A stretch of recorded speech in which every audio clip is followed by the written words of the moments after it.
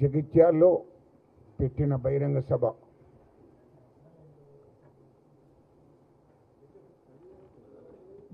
సభలో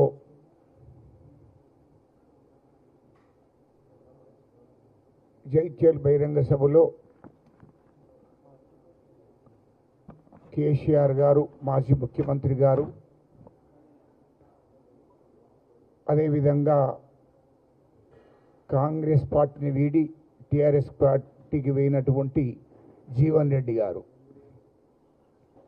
కాంగ్రెస్ పార్టీ మీద మాట్లాడిన మాటలు, ముఖ్యమంత్రి గారి మీద మాట్లాడిన మాటలు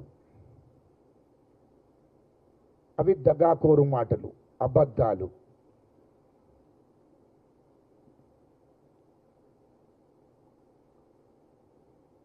ఒక ఏజీ వచ్చినాక వాస్తవాలు మాట్లాడతారు ఏ రాజకీయ నాయకుడైనా. కానీ వాస్తవాలు మాట్లాడకుండా నోట్లకి వెళ్తే అబద్ధాలు.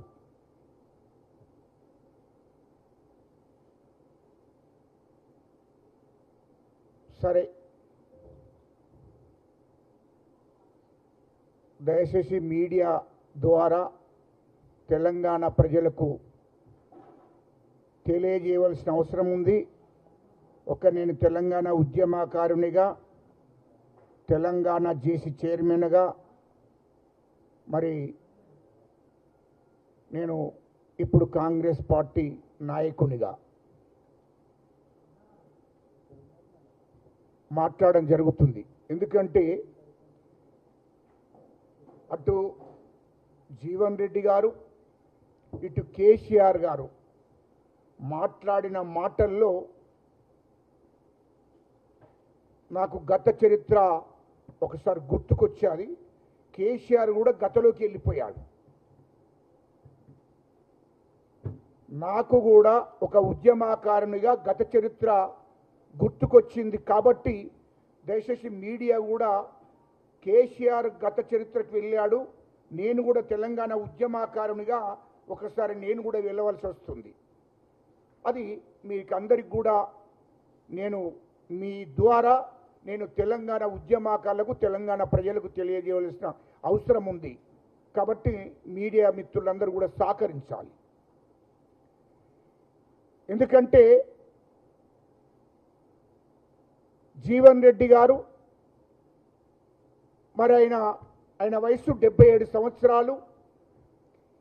తిన్నింటి ఆస్తాలు లెక్కబెట్టి నువ్వు కేసీఆర్ కాళ్ళు మొక్కితే మొక్కు ఈ వయసులో, లేకుంటే ఆయన ఇంటికాడ పెద్ద పాలరుగా పనిచేయి, మేమద్దరం.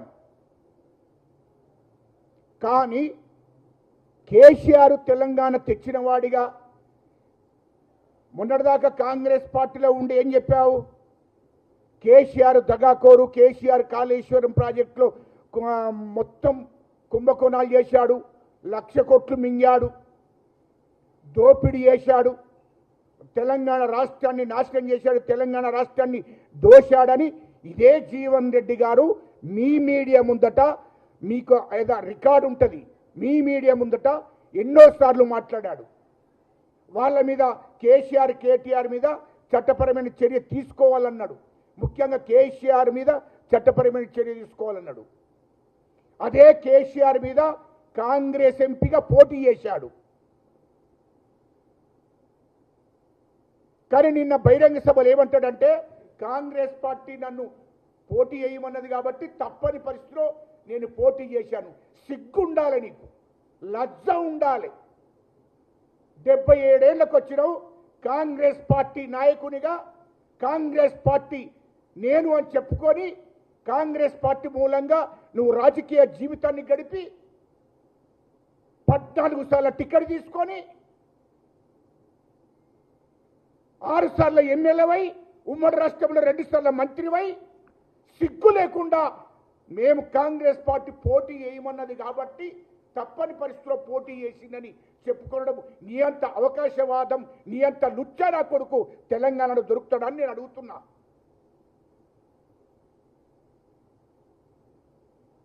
తిన్నింటి ఆశాలు లెక్క పెడతావా? ఇది తిన్నింటి ఆశాలు లెక్క పెడతావా? సిగ్గుండాలి.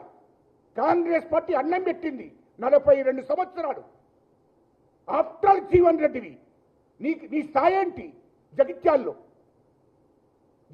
నీ స్థాయి ఏంటి? నువ్వు పెద్ద తోపుగారి ఉంటే అనుకొని మాట్లాడుతున్నావా కాంగ్రెస్ పార్టీని, మా ముఖ్యమంత్రి గారిని? మాట్లాడే ముందు జాగ్రత్తగా మాట్లాడని నేర్చుకో.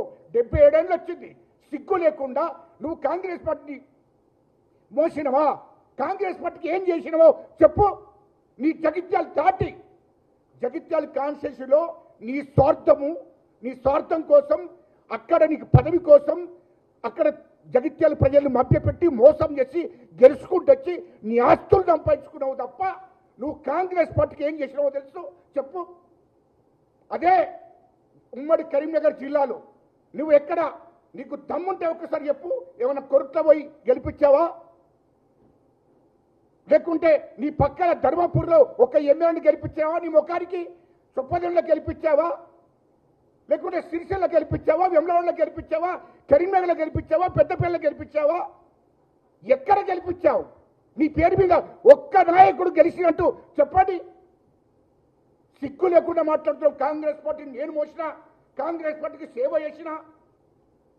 నీకు జగిత్యాల్లో ఒక్క నీ కాన్స్టిట్యూషన్ తప్ప నువ్వు ఎక్కడైనా ఉమ్మడి జిల్లాలో నీవు అడుగు పెడితే, నువ్వు అడుగుతే నీ ముఖాన్ని చూసి ఎవడ నోట్లేస్తాడని అడుగుతున్నా. ఎవడన్నా వేసిండా చెప్పు. ఉమ్మడి రాష్ట్రంలో ఎక్కడైనా కాంగ్రెస్ పార్టీకి బాధ్యత తీసుకొని ఎప్పుడన్నా తిరిగావా? 42 ఏళ్లలో ఎక్కడైనా ఇన్ఛార్జిగా పోయినావా? ఎక్కడైనా కాంగ్రెస్ పార్టీ అభ్యర్థులను గెలిపించావా? కాంగ్రెస్ పార్టీ కోసం ఎక్కడైనా పాదయాత్ర చేశావా? ఎక్కడైనా ఈ ఉమ్మడి జిల్లాలో కానీ రాష్ట్రంలో కానీ ఎక్కడైనా కాంగ్రెస్ పార్టీని భుజస్కంధాల మీద వేసుకొని ఏమైనా ఖర్చు పెట్టి ఎక్కడైనా తిరిగి కాంగ్రెస్ పార్టీ గెలుపు కోసం పనిచేసావా? అది చెప్పు. సిగ్గు లేకుండా నువ్వు నేను కాంగ్రెస్ పార్టీకి చేసిన, కాంగ్రెస్ పార్టీ ఏం సేవ చేసినావు? మాట్లాడే ముందు జాగ్రత్తగా మాట్లాడాను. నేను అబద్ధాలు మాట్లాడకూడదు. నీ జీవిత చరిత్ర అంతా తెలిసిన వాళ్ళం మేము. నీవు వయసులో పెద్దోడివి అయినా నీ జీవితాన్ని అక్కడ అడిగి తెలుసుకున్నాం. మొత్తం నీ జీవిత చరిత్ర అంతా నువ్వు ఎట్లా మాట్లాడతావు? ఏం మాట్లాడతావు? నీవు కాంగ్రెస్ పార్టీ సేవ చేసినావు, నువ్వు కాంగ్రెస్ పార్టీని కాపాడినావు. నువ్వు కాంగ్రెస్ ఎక్కడ చేసావు చెప్పు. కాంగ్రెస్ పార్టీ నీకు వేసింది 42 సంవత్సరాలు పోటీ చేసుకుంటూ వచ్చావు. కాంగ్రెస్ పార్టీ నిన్ను 6 సార్లు ఎమ్మెల్యే వేసేది, ఒకసారి ఎమ్మెల్సీ వేసేది, 2 సార్లు మంత్రిని వేసేది. అరే ఇంకా కాంగ్రెస్ పార్టీకి ఏం చెయ్యాలి? సిగ్గుండాలి మాట్లాడడానికి. మాట్లాడే ముందు జాగ్రత్తగా మాట్లాడాలి. పోనీ నువ్వు ఎమ్మెల్సీగా ఉన్నావు కదా, ఎమ్మెల్సీగా ఉన్నప్పుడు 2023లో ఎమ్మెల్సీగా ఉన్నావు కదా, నీకు సిగ్గుంటే నువ్వు పోటీ చేయకుండా ఉండేటుంటే. ఎందుకంటే నేను ఎమ్మెల్సీగా ఉన్నా కదా, ఇంకో రెడ్డికి ఎమ్మెల్యే, ఇంకో బీసీకి ఎమ్మెల్యే టికెట్ ఇవ్వండి, నేను గెలిపిస్తాను, గెలిపియాలి. ఎంపీ నీకే, ఎమ్మెల్యే నీకే. ఎమ్మెల్సీ ఉండి కూడా మళ్ళీ ఎమ్మెల్యేగా పోటీ చేసినావు 2023లో. ఎందుకు అని అడుగుతున్నా నేను. నీకు కార్యకర్తలకు బాగా వేసింది అంటున్నావు కదా. జగిత్యాల కాన్స్టిట్యూన్సీలో ఏ కార్యకర్తనన్నా రాజకీయంగా ఎదగనిచ్చినవా? ఏ కార్యకర్త కన్నా ఆర్థికంగా సామాజికంగా ఏదన్నా చేసినవా వాళ్లకు చెప్పు. దమ్ముంటే నువ్వు ఎంపీగా పోటీ చేసినప్పుడు మరి జగిత్యాల కాన్స్టిట్యూన్సీలో ఒక కార్యకర్తకు, ఒక బీసీకో రెడ్డికో అవకాశం ఇచ్చి ఎమ్మెల్యేగా పోటీ చేయండి అని చెప్పినావా? చెప్పలేదు. అంతా నీ స్వార్థమే, అంతా నీకే కావాలి పదవులు. ఇవాళ 23లో నువ్వు ఓడిపోయావు. 2018 ఓడిపోయావు. అక్కడ జగిత్యాల కాన్స్టిట్యూన్సీ ప్రజలు నిన్ను అక్కడి నుంచి తరిమేశారు. సిగ్గుండాలి నీకు మాట్లాడే ముందు.